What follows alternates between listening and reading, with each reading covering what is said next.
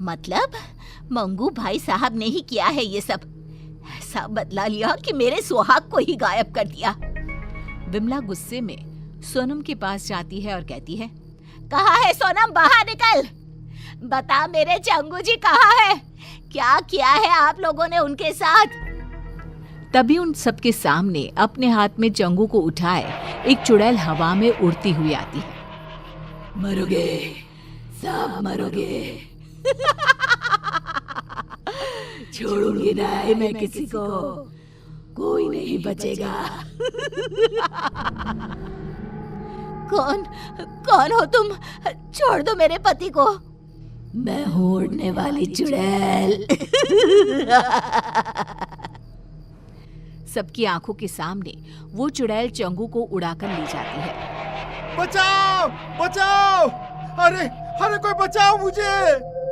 उसी रात से गांव में उड़ने वाली चुड़ैल का साया मंडराने लगता है। अगली सुबह केसारी लोटा लिए खेत की तरफ जा रहा होता है। तभी चुड़ैल उड़ती हुई आती है और उसे हवा में उड़ाकर ले जाती है। अरे चुड़ैलिया मुझे छोड़ दे मुझे चुड़ैलिया। अरे चाहिए तो मेरा ये लोटा ले ले। तेरे लोटे का मैं क्या करूंगी, मुझे जो तेरी चर्बी चाहिए, चर्बी।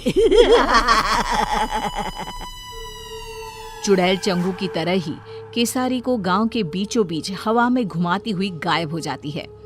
धीरे धीरे चुड़ैल का प्रकोप गांव में बढ़ता ही जाता है। आए दिन कोई ना कोई गांव से गायब हो जाता। धीरे धीरे कर लोग घर से निकलना भी बंद करने लगते हैं। फिर एक दिन, ऐसा कब तक चलेगा?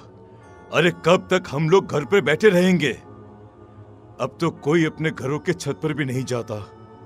इस चुड़ैल से छुटकारा पाने का कोई ना कोई रास्ता तो निकालना ही पड़ेगा। हाँ जी, बिल्कुल सही कह रहे हैं आप। अरे पर हम लोग करेंगे क्या? पीछा करेंगे उस चुड़ैल का। पता तो करना ही होगा कि वो चुड़ैल गांव वालों को कहाँ ले जाती है। पर वो तो अचानक ही कहीं गायब हो जाती है। कहाँ से हम पता लगा पाएंगे कि वो कहाँ जाती है? गेहूं की एक पोटली तो लाना सोनम। ये पोटली ही आज सभी गांव वालों का ठिकाना बताएगी। शाम को मंगू जानबूझकर हाथ में एक गेहूं की पोटली लेकर गांव के चौराहे से गुजरता है। उसे देखते ही चुड़ैल उसे उठा ले जाती है। फंस ही गया, चुड़ैल के जाल में फंस गया। फंसी तो तू है चुड़ैल, मंगू के जाल में। हमेशा की तरह चुड़ैल गांव के बीचों बीच उड़कर मंगू को लेकर गायब हो जाती है। चुड़ैल के अदृश्य होते ही मंगू अपनी पोटली से गेहूं के दाने नीचे डालना शुरू कर देता है। दानों का पीछा करते हुए सभी गांव वाले एक अलग ही दुनिया में पहुंच जाते हैं। एक ऐसी दुनिया जहां हर तरफ इंसान की शक्ल की सब्जियां थी। तो कौन नया गांव मालूम पड़ता है। अरे भैया वो देखिए हमारे चंगू जी पेड़ पर आधे टमाटर बनकर लटक रहे हैं। अरे कुछ कीजिए, उनको बचाइए ना। अरे वो देखो भिंडी, केसारी ही लागत है। मतलब उड़ने वाली चुड़ैल सभी को सब्जी में बदल देती है। मतलब ये सभी सब्जियां इंसान ही हैं। इन लोगों को हम बचाए तो बचाए कैसे?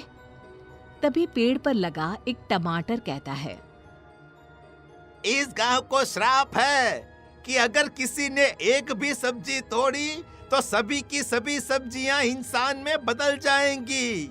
पर चुड़ैल के रहते कोई सब्जी को छू भी नहीं सकता। अरे वो आती ही होगी, तुम लोग भी कहीं छुप जाओ, जाओ जल्दी। ये सारी बातें मंगू सुन लेता है। वो चालाक तो था ही। वो चुड़ैल से कहता है, जो मर्जी तुम्हारी, वो सब्जी मुझे बना दो, मगर बाहर धूप में जो सब्जियां सड़कर टूट गई तो? मेरी सब्जियां टूट नहीं सकती, उन्हें ताजा रहना होगा। तो किसी को सब्जियों को पानी देने के लिए क्यों नहीं रख लेती? हाँ, ये सही रहेगा, पर ये काम करेगा कौन? हाँ, वैसे तो मुझे मटर बनना था, पर ये काम भी चलेगा। जाओ चुड़ैल, तुम आराम करो, तब तक मैं सब्जियों को पानी दे आता हूँ। मंगू बाहर जाता है और सब्जियों को पानी देने के बहाने एक सब्जी तोड़ लेता है। जैसे ही वो सब्जी तोड़ता है, जादुई नगरी खत्म हो जाती है। सभी सब्जियां इंसानों में बदल जाती है। तभी वहां भागती हुई एक खूबसूरत लड़की आती है। मैं एक श्रापित राजकुमारी थी। जब तक कोई छुपकर सब्जी नहीं तोड़ता, मैं आजाद नहीं हो सकती थी। तो मुझे बताओ, तुमने कभी किसी को सब्जी तोड़ने क्यों नहीं दी? ये श्राप था ही ऐसा। मुझे सभी को सब्जी तोड़ने से रोकना था।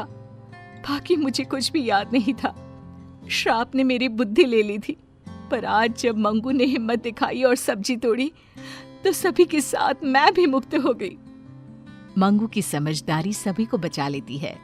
सभी लोग वापस गांव आ जाते हैं। चंगू मंगू फिर से अच्छे दोस्त बन जाते हैं।